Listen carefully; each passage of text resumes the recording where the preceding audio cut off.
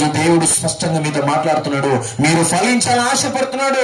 మీరు ఫలించాలి, ఫలములు కాసి అభివృద్ధి పొంది అనేకులను క్రీస్తు ప్రేమలో ప్రేమించి క్రీస్తు ప్రేమను పంచేవారి ఉండాలని ప్రభు ఆశపడుతూ ఉన్నాడు. అయితే ఆ చెట్టును ఎందుకు దేవుడు యేసు ప్రభు శపించాడంటే ఆ చెట్టులో ఫలములు లేవు. ఈరోజు యేసు ప్రభు ఒకవేళ రాత్రి వచ్చి నీ యొద్ద తొంగి చూసినప్పుడు నీ యొద్ద ఏం కనపడాలండి? నెక్లెస్ ఉందా? పట్టు చీరలు ఉన్నాయా? మంచి చొక్కాలు ఉన్నాయా? పంట పొలాలు ఉన్నాయా? బిల్డింగ్ బాగుందా? కారు ఉందా? బంగళ ఉందా? ఇది చూడడండి ప్రభు. అర్థమవుతుందా? ఆశీర్వాదం అంటే మీరేమనుకుంటున్నారండి? ఒక్క మాటలో టక్కని చెప్పండి. ఆశీర్వాదం అంటే ఏంటి? సమృద్ధి కదా, అంతేనా? హలో, ఉన్నారా? దేవుని స్తోత్రం. హల్లెలూయా, హల్లెలూయా. ఆశీర్వాదం అంటే మీరేమనుకుంటున్నారు? ఒక మాటలో చెప్పండి.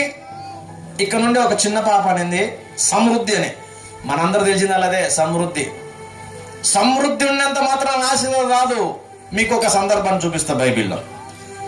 యాకోబు తెలుసండి? మీ ఊరు యాకోబు కాదు, బైబిల్లో ఉన్న యాకోబు. ఆమేన్. కొంచెం నవ్వండి, సీరియస్ అవసరం ఏ రాయన అన్నట్టు. యాకోబు తెలుసా? ఆ యాకోబు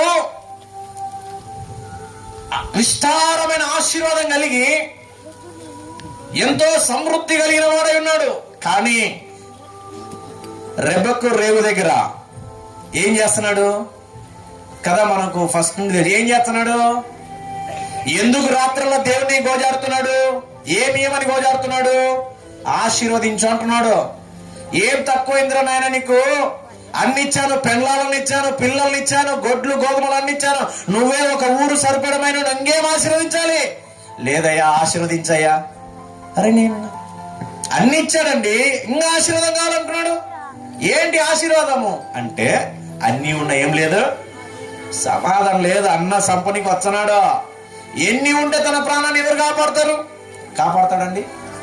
సమాధానము లేక, నెమ్మది లేక, మరణ భయముతో ఆ రాత్రుల్లో దేవుని పాదాలు పట్టుకొని గోజాడుతూ నన్ను ఆశీర్వదిస్తే నేను ఇడిచిపెట్టను ప్రభు అని ఆ దేవదూత పాదాలు పట్టుకొని కొట్లాడాను రాత్రల్లా. ఆశీర్వాదం అంటే ఈరోజు మనకు అందరికీ భూ సంబంధమైనటువంటి ఈ లోకంలో ఉన్నటువంటి ఆశీర్వాదాలు అనుకుంటాం. అది కాదండి. అది భూ సంబంధమైన వానికి ఆశీర్వాదము. పర సంబంధమైన వానికి, ఆత్మలో నెమ్మది సమాధానం కలిగిన వానికి ఆశీర్వాదము కనబడుతుంది. మీరు నిజంగా భూమి మీద ఆశీర్వదించబడాలనుకుంటున్నారా? ఏమండి, తలలూపండి. అవునా కాదా? మరి నిజంగా మీరు ఆశీర్వదించబడాలంటే రహస్యం ఎక్కడుంది నేను చెప్పమంటావా? యోహాను రాసినటువంటి 3వ పత్రిక 2వ వచనం చదవండి. యోహాను రాసిన 3వ పత్రిక 2వ వచనం చదవండి. మీకు అభివృద్ధి కావాలంటే, ఆశీర్వాదం కావాలంటే పునాది ఎక్కడుంది? ఈరోజు పునాది మర్చిపోయి తిరిగితే ఇండ్లు కట్టుకోలేము, మనము మన హృదయాన్ని కట్టుకోలేము. నెమ్మది రాదు, సంతోషం రాదు, సమాధానం రాదు. వాక్యం ఏం చెప్తుందో ఈ రాత్రి మనం తేట తెల్లగా చూద్దాము.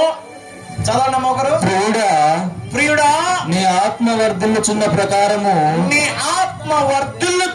ప్రకారము నీవు అన్ని విషయములలోనూ వర్ధిల్లుచు సౌఖ్యముగా ఉండవలనని ప్రార్థించుచున్నాను. ఎలా ఉండాలంట?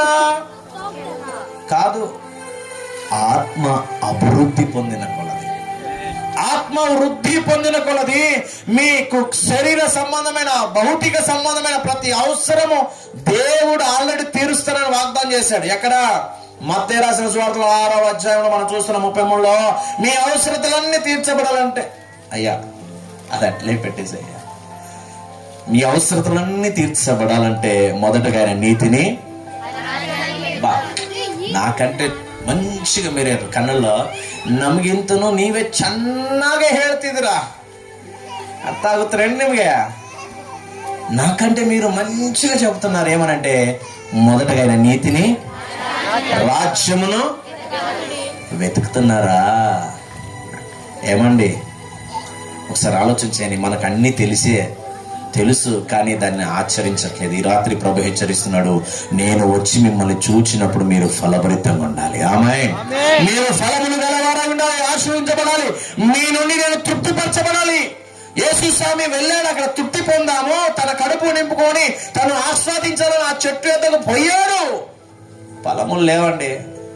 మీరు ఎంత అందచందంగా ఉన్నా, ఎంత ప్రార్థన చేసినా, ఎంత ఆరాధన చేసినా నీ మనసు ఫలభరితంగా లేదు అంటే ప్రభు నిన్ను బట్టి తృప్తి చెందలేడు, నిన్ను దేవుడు యాక్సెప్ట్ చేయలేడు.